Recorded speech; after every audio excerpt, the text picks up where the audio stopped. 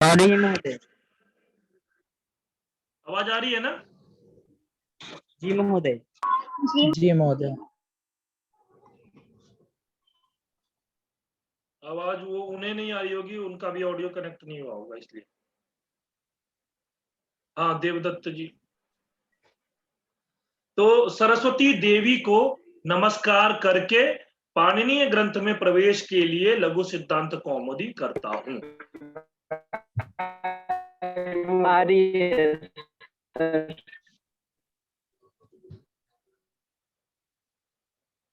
फिर आगे एक बार फिर आया यहाँ पे कि कैसी सरस्वती देवी, तो शुद्धाम, शुद्ध स्वरूप वाली, शुद्ध स्वरूप वाली। मतलब सरस्वती देवी देखोगे आपके शुद्ध है, सफेद कपड़े पहनती है, शुभ्र है। तो ऐसे शुद्ध स्वरूप वाली सरस्वती देवी को नमस्कार करके, और वो कैसी सरस्वती देवी, गुण्याम, गुण्याम। अच्छा, यहाँ गुण्याम में कौन सा प्रत्यय है, वो कौन सी विभक्ति है? सप्तमी विभक्ति एक वचन है महोदय। सप्तमी विभक्ति एक वचन है। एक वचन। अच्छा, द्वितीय है। द्वितीय है यहाँ पे, ठीक है, सप्तमी नहीं है, जी महोदय। जी महोदय। द्वितीय ही है। क्योंकि ये किस लिए द्वितीय है? सरस्वती देवी का विशेषण है ये, गुण्याम, गुणों से युक्त, ठीक है। गुण्या बोलेंगे, गुण्या जो गुणों से युक्त होती है उसके लिए गुण्या प्रयोग करते हैं। जैसे हम हिंदी में बोलते हैं ना गुणी, तो गुणी अगर बोलेंगे तब तो होगा वो सप्तमी विभक्ति एक वचन इकारांत बन जाएगा, गुण्याम बनेगा। परंतु यहां पर क्या है, गुण्या शब्द है, प्रातिपदिक ही गुण्या है, इसलिए। तो गुण्याम सरस्वुद्धाम देवीम सरस्वतीम नत्वा अहम पाणिनीय प्रवेशाय लघु सिद्धांत कौमुदीम करोमि। मैं इसका सामान्य सा अर्थ बताता हूं। मैं पाणिनीय ग्रंथ में, किसका ऑडियो ऑन है? कोमल अपना ऑडियो ऑन रखिए, ऑफ करिए। मैं पाणिनीय ग्रंथ में प्रवेश के लिए मैं ऐसा पहले ऐसे करते, मैं शुद्ध स्वरूप वाली गुणों से युक्त सरस्वती देवी को नमस्कार करके पाणिनी ग्रंथ में प्रवेश के लिए लघु सिद्धांत कौमुदी करता हूं। समझ में आया? मैं शुद्ध स्वरूप वाली गुणों से युक्त सरस्वती देवी को नमस्कार करके पाणिनीय ग्रंथ में प्रवेश के लिए लघु सिद्धांत कौमुदी करता हूं। समझ में आया ये? हरिओम। जी महोदय। जी महोदय। समझ में आया? ये मंगलाचरण का अर्थ है, अर्थ है। तो हेमलता प्रधान जी, जी सर। आप इसका अर्थ बताइए, क्या है इसका अर्थ? अभी मैं 2-3 बार अर्थ बता चुका हूं, आप बताइए।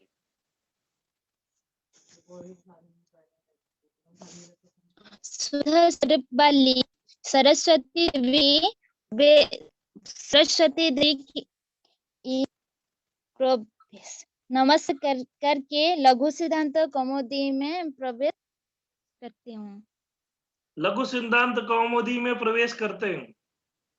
लघु मतलब पाणिनीय ग्रंथ, पाणिनीय में प्रवेश के लिए लघु सिद्धांत कौमुदी करता हूं या करती हूं। आप अगर बोलोगी तो मैं करती हूं, कर दो आप भी लघु सिद्धांत कौमुदी, बना दो कुछ नया, हम लोग फिर उसको पढ़े भी। ठीक है, आप भी बनाइए कोई लघु सिद्धांत कौमुदी ग्रंथ। ठीक है, चलिए बढ़िया, बहुत अच्छा।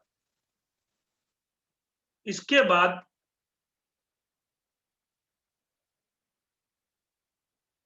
ये था हमारा मंगलाचरण। इसमें जो वरदराज आचार्य जो है उन्होंने सरस्वती देवी को नमस्कार किया और पाणिनीय ग्रंथ में प्रवेश के लिए लघु सिद्धांत कौमुदी की रचना की।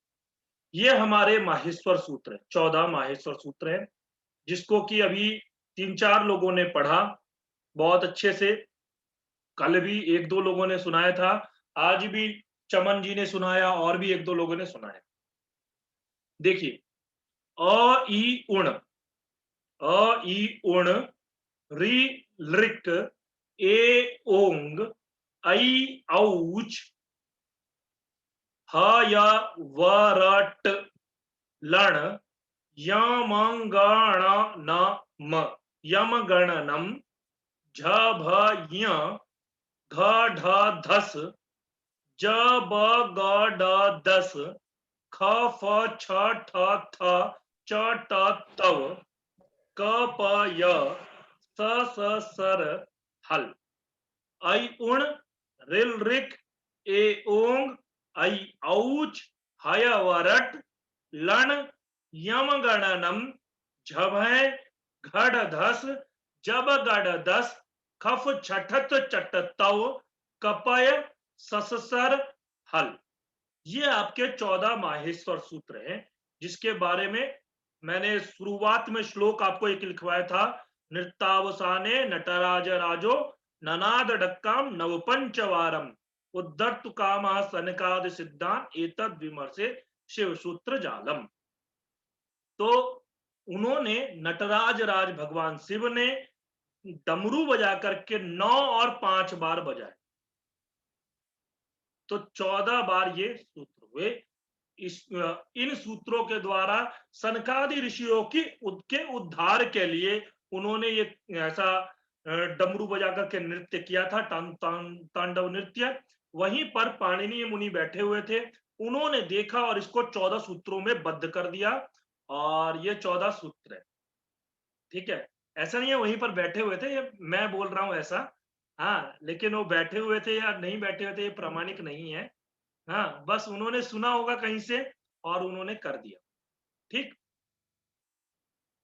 तो अब देखेंगे इसमें सबके अंतिम का जो वर्ण है वो क्या है, हलंत है। हलंत मतलब ऐसे देख रहे हैं, जी महोदय, जी महोदय। सब में अंतिम वर्ण जो है हलंत है। और आप लोग एक चीज जानते ही होंगे, हमारे व्याकरण के अंदर में जो हमारा संस्कृत का व्याकरण इसीलिए केवल भारत के अंदर ही नहीं पूरे विश्व में सबसे अच्छा भाषा सबसे अच्छी भाषा मानी जाती है संस्कृत। क्यों? इसके व्याकरण के कारण। व्याकरण की विशेषता ही बहुत बड़ी है। हमारे यहाँ पे वैयाकरणीय लोग जो होते हैं, ये वैयाकरणीय मतलब जो व्याकरण जानते हैं, वो लोग क्या करते हैं, जितने कम से कम हो सके, जितना ज्यादा कम कर सके उतना ज्यादा कम करने की कोशिश करते हैं।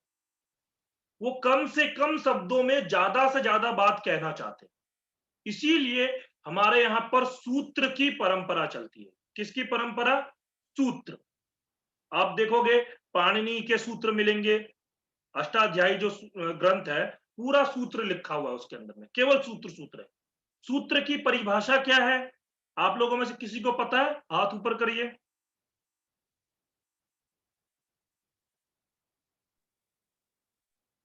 जिसको पता है वो हाथ ऊपर करिए।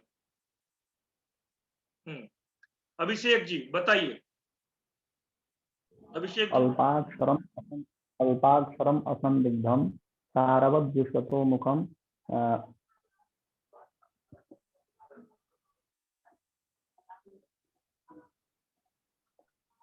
चलिए कोई बात नहीं, कोई बात नहीं। कृष्णकांत जी आप बताइए। संज्ञाच्या परिभाषाच्या वितीर्णियम, सर ये सूत्र के लक्षण है। ये सूत्र के भेद है। भेद है ना? उन्होंने जो बताया बिल्कुल सही बताया। हाँ, कमल जी आप बताइए। अल्पाक्षरमसंदिग्धं सारवद्युष्यतो मुखम अस्तो बमन वद्यम च सूत्रम सूत्र विदो विदो। हाँ, बहुत बढ़िया, बहुत बढ़िया। मैं यहाँ पर लिख दे रहा हूं, आप लोग भी लिख लीजिए। क्योंकि ये एग्जाम में डायरेक्ट श्लोक देकर के आपसे पूछ लिया जाएगा ये किसका लक्षण है, ठीक है। तो इसलिए आप लोग लिख लीजिए और लोग अपने ऑडियो ऑफ रखिए। इमरान जी अपने ऑडियो ऑफ कर लीजिए। चलिए सूत्र का लक्षण मैं यहां लिख देता हूं।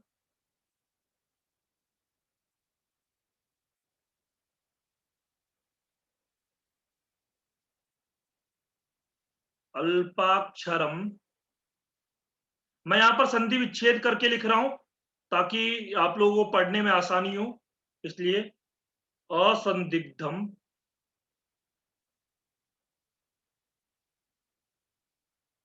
सारवत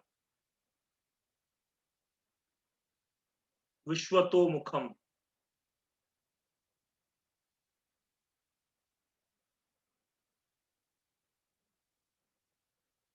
असतो भवं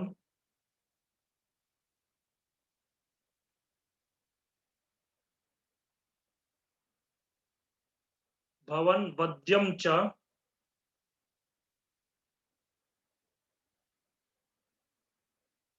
सूत्रम सूत्र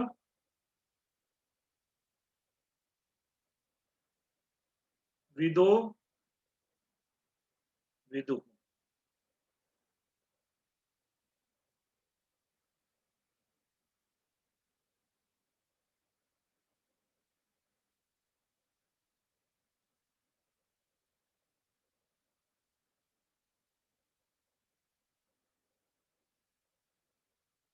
मेरी राइटिंग समझ में आ रही है आप लोगों को? हाँ जी सर। जी महोदय। इसमें थोड़ा लिखने में प्रॉब्लम होती है, बोर्ड वगैरह, अभी बोर्ड वगैरह हम लोग देखेंगे जैसे ऑफलाइन शुरू होगा, अभी तो यहाँ पे ऑनलाइन में थोड़ी सी प्रॉब्लम है, लेकिन फिर भी ये है कि मुझे मेरे हिसाब से समझ में आ रही होगी आप लोगों को। देखिए अल्पाक्षरम असंदिग्धम, ठीक है। चलिए ये कोई पढ़ करके सुनाए, कौन पढ़ करके सुनाएगा आप लोगों में से? बीए का कोई स्टूडेंट? मैं सुनाऊं सर? कौन? संदीप पंत। हाँ संदीप पंत जी सुनाइए।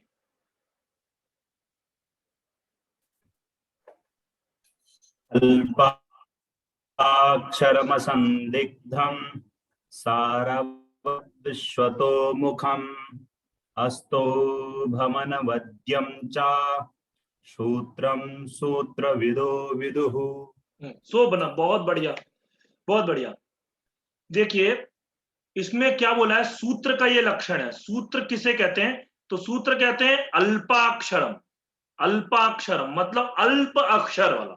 अल्प मतलब क्या होता है? कम, कम अक्षर वाला। कम अक्षर होना चाहिए, कम, जितना ज्यादा कम से कम कर सके। और अल्पाक्षरम असंदिग्धम, असंदिग्धम का मतलब क्या है? संदिग्ध ना हो। संदिग्ध का मतलब होता है संदेह रहित, संदेह, शंका, हाँ मतलब उसमें कोई ऐसी बात नहीं कि हमने कम तो कर दिया, उसको पढ़ने का हमें कुछ समझ में ही नहीं आ रहा। हाँ मतलब ऐसा कि उसमें कोई संदेह बचे ना, शंका बचे ना, कोई डाउट बचे ना। इंग्लिश में बोलते हैं ना कोई डाउट, तो कोई डाउट बचे ही ना, ऐसा असंदिग्धम, संदिग्ध ना हो, हाँ बिल्कुल संदेह रहित हो, अल्प अक्षरों में हो और संदेह रहित हो। सारवत, सारवत मतलब सार के समान, सार। और विश्वतोमुखम, जैसे विश्व, विश्व है, पूरा विश्व कितना व्यापक है, पूरा विश्व कितना बड़ा है, तो वो पूरा विश्वतोमुखम, विश्वतोमुख के समान, ठीक है। जैसे आप देखोगे ये पूरा, जैसे हम भारत में ही है, भारत देखते हो दिल्ली में अलग जगह अलग तरीके की भाषा भाषी क्षेत्र है, सब लोग अलग तरीके के हैं। हाँ उधर नॉर्थ ईस्ट साइड में चले जाओ, साउथ में चले जाओ, तो भारत की ही बात है, पूरा विश्व कितना बड़ा है। तो वही बोला सारवत विश्वतोमुखम, पूरा विश्वतोमुखम उसमें समाहित हो जाए, इतना अल्प अक्षरों के अंदर में सार इतना ज्यादा हो कि विश्व के, विश्व पूरा विश्व मुख के समान हो, ठीक है।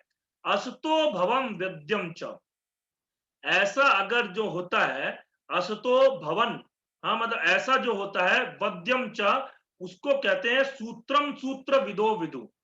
सूत्रविद, सूत्रविद, विद जहां पे भी लग जाए। देखो मैं आपको थोड़ा बहुत ऐसा सामान्य जानकारी भी देता रहूंगा, इससे आप लोग अपने दिमाग का प्रयोग करके नए नए शब्द भी बना सकते हो। जैसे विद, विद शब्द का अर्थ होता है जानने वाला।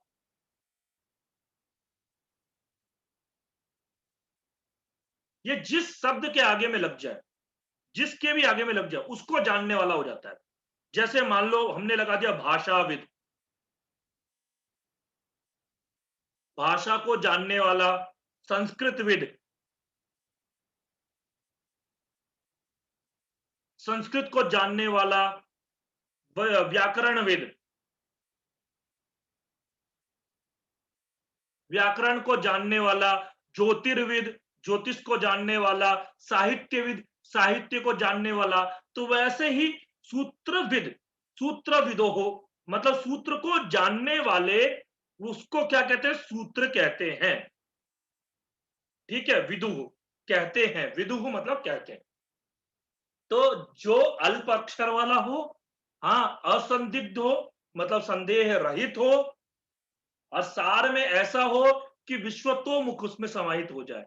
तो ऐसा जो अस्तो भवन वद्यम चा, उनको ऐसा बोला जाता है कि ये मतलब आपको सूत्र कहा जाता है। वो किसके द्वारा कहा जाता है? तो सूत्रविदों के द्वारा, सूत्र को जानने वालों के द्वारा उसको सूत्र कहा जाता है।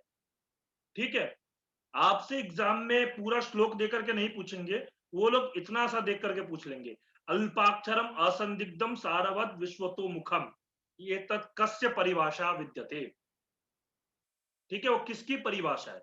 तो ये सूत्र की परिभाषा है। समझ में आया? किसी को कुछ डाउट है?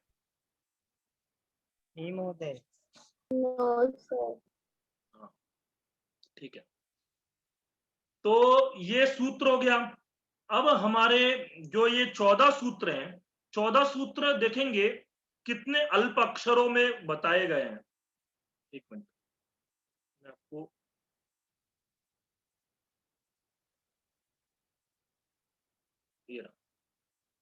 ये 14 सूत्रों के अंदर में इन्होंने पूरी वर्णमाला डाल दी है। पूरी वर्णमाला, वर्णमाला जो हम हिंदी में वर्णमाला देखते हैं, अ, आ, ई, उ, री, ए, ऐ, ओ, औ, अंग, अह, क, ख, ग, घ, ङ, च, छ, ज, झ, ञ, ट, ठ, ड, ढ, ण, त, थ, द, ध, न, प, फ, ब, भ, म, या, र, ल, व, श, स, ह, क्षत्रज्ञ। अब इतना वर्णमाला बोलने के लिए एक तो हमारा समय भी गया, और इतना एक एक वर्ण को हमने बोला। इससे अच्छा उन्होंने क्या किया, इनको 14 सूत्रों में बांध दिया। अब केवल हमें 14 सूत्र बोलने, इन 14 सूत्रों के अंदर में हमारे पूरी वर्णमाला आ जाती है, पूरा वर्णमाला। कैसे? देखिए, अ, ई, उ, सबका जो अंतिम है ना, अंतिम को भी छोड़ते चलो। अंतिम जो हलंत वर्ण है, हलंत वर्णों को छोड़ दो। ठीक है, हलंत वर्णों को छोड़ते चलो। फिर मैं बताऊंगा ये हलंत वर्ण अभी मतलब क्यों ये हलंत वर्ण डाले गए। ये प्रत्याहार निर्माण के लिए डाले गए। आप लोगों में से बहुत से लोग जानते ही होंगे प्रत्याहार। प्रत्याहार के लिए ये जो बाद के ये जो डाले गए हैं ना, क इसमें रखा गया है, ग इसमें रखा गया है, च इसमें रखा गया है, तो वो प्रत्याहार निर्माण के लिए। ठीक है,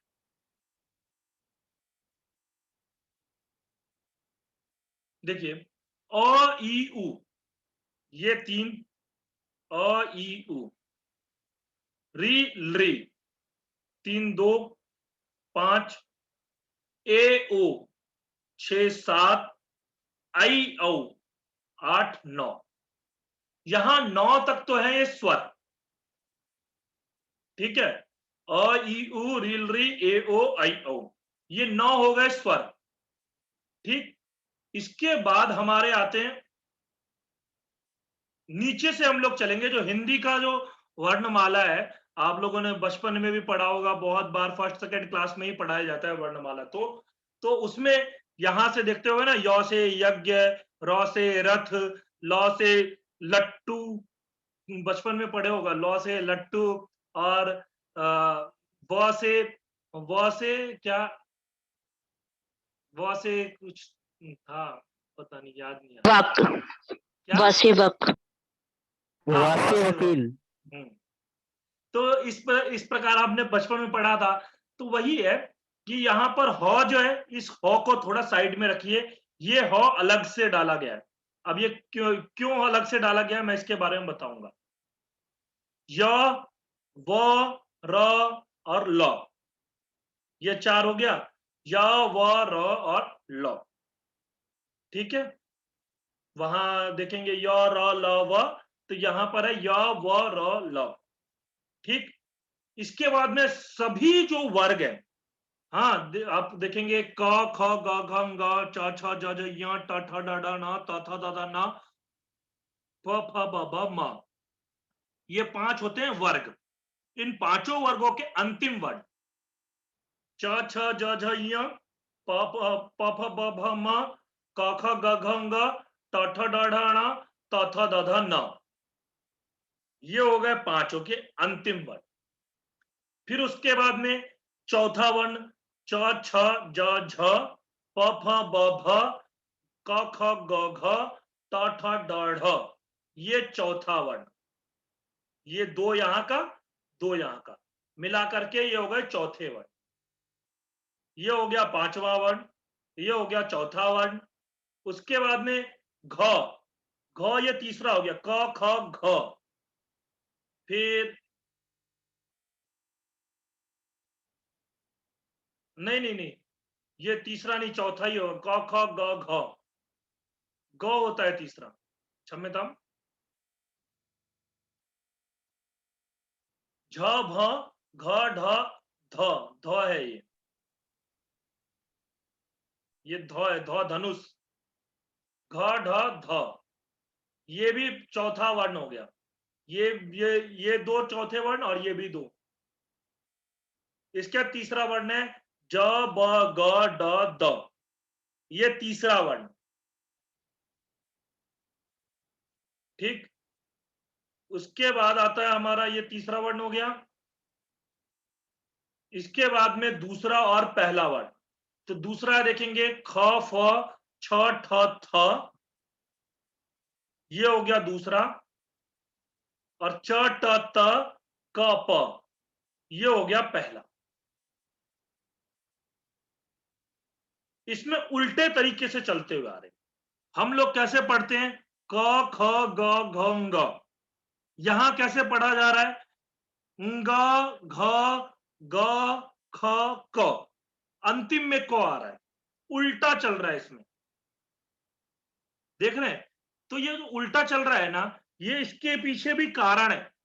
इन्होंने ये जो सूत्र बनाया ना, इसके पीछे देखेंगे बहुत, मतलब इन्होंने बहुत ही ज्यादा वैज्ञानिक कारण रखा है। इसीलिए बोलते हैं ना, संस्कृत भाषा वैज्ञानिकी भाषा विद्यते।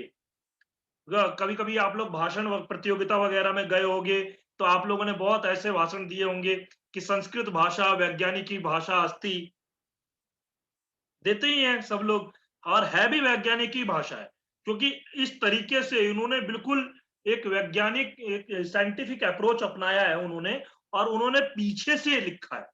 और वो पीछे से लिखने के पीछे कारण है, वो क्या कारण है, हम लोग जैसे जैसे पढ़ते हुए चलेंगे हमें समझ में आता रहेगा, अच्छा ये इसलिए लिखा है, ऐसा इन्होंने ऐसे किया है, इसलिए किया है, तो वो तब समझ में आएगा। अगर वैसे ही वर्णमाला लेते तो बहुत ज्यादा मेहनत करनी पड़ती है। ठीक है ना, समझ में आ रही है बात? हरिओम। जी सर। जी जी। फिर उसके बाद आता है सा, सा, सा और ह। ये या, र, ल, व हो गया था ऊपर, सा, सा, सा और ह। ये हम लोग 3 व्यंजन और देखते हैं, ज्ञ, त्र और क्ष। ये तीनों व्यंजन जो होते हैं ना, वो आपके संयुक्त व्यंजन है। ये ज्ञ किस किस से मिलकर के बनता है, बताइए मुझे। जय और ले से ज मिला और ज। जय ज और ले और से मिला। य इससे मिलकर के बनता है। ठीक है, ज और ले से मिलकर महोदय। हाँ, ज और य से मिलकर के, अड़ा नहीं, उसको य बोलते हैं, य। ठीक है, ज्य। इसीलिए इसको आप लोग अभी नहीं जानते होंगे। आर्य समाजी लोगों का नाम आपने सुना होगा। आर्य समाजी होते हैं वो, क्या है, दयानंद सरस्वती जी ने आर्य समाज की स्थापना की थी। वो लोग इसको, यज्ञ को वो क्या पढ़ते हैं, यज्ञ, यज्ञ।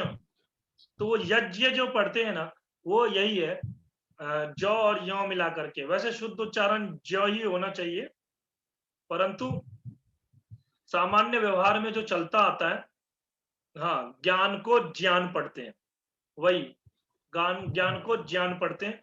वो इसलिए क्योंकि ये जो ज और य का जो संयोग होता है ना, इससे बनता है ज्ञ। ठीक है, त्र किससे बनता है, त और र से बनता है, त और र से मिलकर के।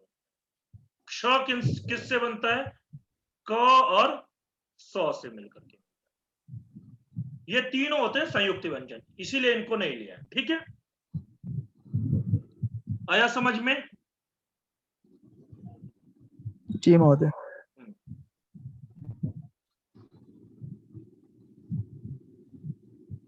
तो आज ये हम लोगों ने जो पढ़ा है, इसी में मैं कुछ आपको प्रत्याहार समझा देता हूं। फिर उसके बाद में आज आप लोगों से ग्रुप में कुछ क्वेश्चन भी पूछा जाएगा और प्रत्याहार दिए जाएंगे। उन प्रत्याहारों को ग्रुप में करना होगा। अब देखिए, प्रत्याहार बनता है, जैसा हम लोगों ने सूत्र की परिभाषा देखी, वैसे ही क्या होता है, प्रत्याहार होता है। प्रत्याहार की परिभाषा होती है, प्रत्याह्रियन्ते वर्णाः संक्षिप्यन्ते यस्मिन् स प्रत्याहारः। प्रत्याह्रियन्ते संक्षिप्यन्ते वर्णाः यत्र सह प्रत्याहारः।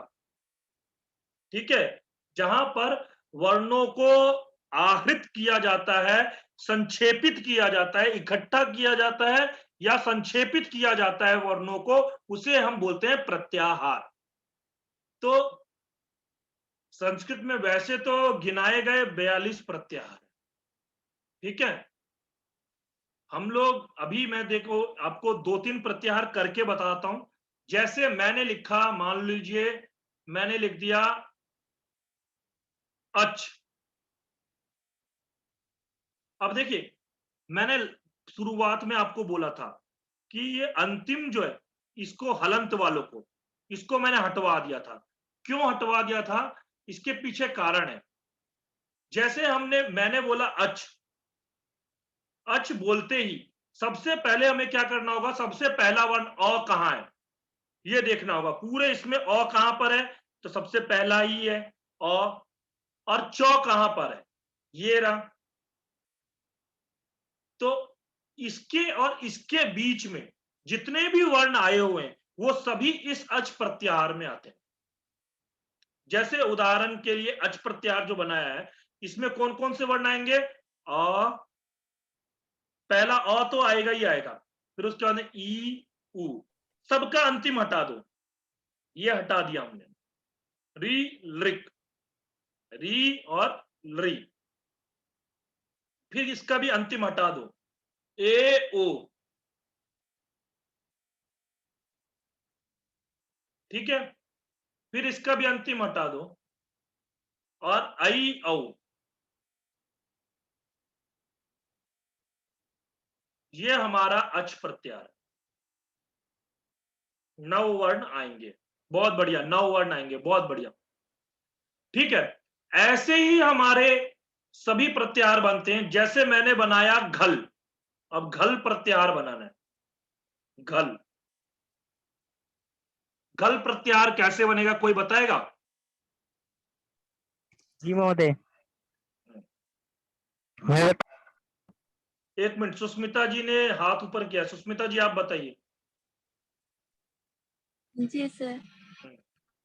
खा खाफा चाटता चाटता कापा सा हा। घल खल नहीं, घल घल घल। आप खल प्रत्याहार बोल रहे हो, मैं घल प्रत्याहार पूछ रहा हूं। तो खल बोल रहे हैं ना, घल क ख ग घ। घा तो घा ढा था, चबा गाड़ा था, खा पा छा ठा चटकता, का पा सा सा सा हा। बिल्कुल सही। ये यहां से शुरू होगा ऐसे, घ ढ ध ज ज ब ग ड द। अब देखिए, ये घ ढ ध आया, इसको हटा दिया हमने। ज ब ग ड द आया, इसको भी हटा दिया। लॉ देखना है, लॉ जहां पर होगा ना वहीं हमें खत्म करना है। वो ये भी, वो भी हटा दो, लिख दो ख फ छ ठ थ च त त क प स स स और फिर उसके बाद में ह। सबका अंतिम हटाते हुए हमें जब कभी भी प्रत्याहार बनाना हो, सबसे पहले पहला वर्ण देखो कहां पर है। पहला वर्ण देखा, जहां पर है वहीं से शुरू करना है। जैसे इसमें घ से है तो घ पर ही से शुरू करना है, शुरुआत से शुरू नहीं करना है, घ से शुरू करना है। और अंतिम देखो कहां है, लॉ कहां पर है, यहां पर है। तो यहां तक आपको पूरा बनाना है, बीच में जो भी अंतिम वाला होगा उसको काटते हुए चलना है, उसको नहीं लिखना है। ठीक है, इस प्रकार से हमारे प्रत्याहार बनते हैं। आज हम लोग मैं अभी ग्रुप में अभी जब कभी भी अभी मतलब आज के दिन ही 10 प्रत्याहार आप लोगों से ग्रुप में पूछा जाएगा। ठीक है, आप लोग उसको हो मतलब ग्रुप में ही करके भेजिएगा। ठीक है, चाहे तो आप कॉपी में नोटबुक करके भेजिए, फोटो खींच करके भेजिएगा, या तो फिर आप लोग उसको ग्रुप में ही लिख करके टाइप करके भी भेज सकते हैं। ठीक है, सभी लोग प्रैक्टिस करिएगा प्रत्याहार, क्योंकि प्रत्याहार मुख्य है। आप ये मत सोचिए कि मैं प्रत्याहार मतलब नहीं करूंगी तो समझ में, या करूंगा तो समझ में नहीं आएगा, वो मतलब मेरा काम चल जाएगा, क्योंकि आगे चल के जितने भी सूत्र हैं सारे प्रत्याहार पर ही आधारित है। अभी भी अगर किसी को समझ में ना आया हो तो एक बार और पूछ लीजिए, मैं दोबारा से एक दो प्रत्याहार का उदाहरण लेकर के समझा दूंगा। नहीं तो फिर मुझे लगता है कि आप लोगों को समझ में आ गया। महोदय, ये है शब्द का 2 बार प्रयोग हुआ है वर्ण। हाँ। एक है वर्ण और हल, हम्म। इसको एक बार समझा दें। अच्छा, ये देखिए यहां पर लिखा हुआ है, इन सभी का अंत्य इत होता है। देखिए ये रहा, हकारादिषु अकार उच्चारणार्थ नहीं, यहां पे चलिए आपको वैसे समझा देता हूं, उच्चारणार्थ। ठीक है, यहां पे लिखा ही हुआ है लेकिन फिर भी मैं बता देता हूं आपको। ह का जो 2 बार उच्चारण हुआ है ना, कहां गया, जी महोदय। एक मिनट, हाँ ये रहा। एक ह यहां है, ह य व र ट, और एक ह यहां है, स स स ह। 2 जगह पर ह है। ये 2 जगह पर ह होने का मतलब क्या है, ये जो है ह है, ये क्या है, विसर्ग का बोध कराता है। विसर्ग आप जानते ही होंगे, जैसे देखते होंगे दुख, दुख में क्या है, ह का उच्चारण होता है। जैसे रामः, रामः, रामः में ह उच्चारण होता है ना, लेकिन होता क्या है, वो विसर्ग। तो विसर्ग का बोध कराने के लिए ये हकार यहां पर लिखा है, हकारादिषु अकारः उच्चारणार्थ। हाँ, उच्चार यहाँ पे हकारादिषु अकार, यहाँ पे ये जो, ये तो अलग विषय है हकारादि, परंतु ये मैं आपको ये बता रहा था कि यहां पे विसर्ग के लिए होता है, और ये स स स अ। अब जो ह हकार जो है ना, हल, हल वाला ह, वो यहां वाला ह है, ये वाला विसर्ग के लिए है, ये वाला ह। ठीक है, अब वो विसर्ग तो बीच में लिखते नहीं, तो इसीलिए उन्होंने ह लिख दिया।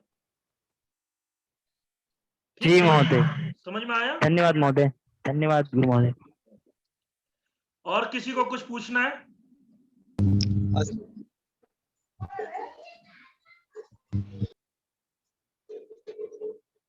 और किसी के मन में कोई डाउट है कुछ?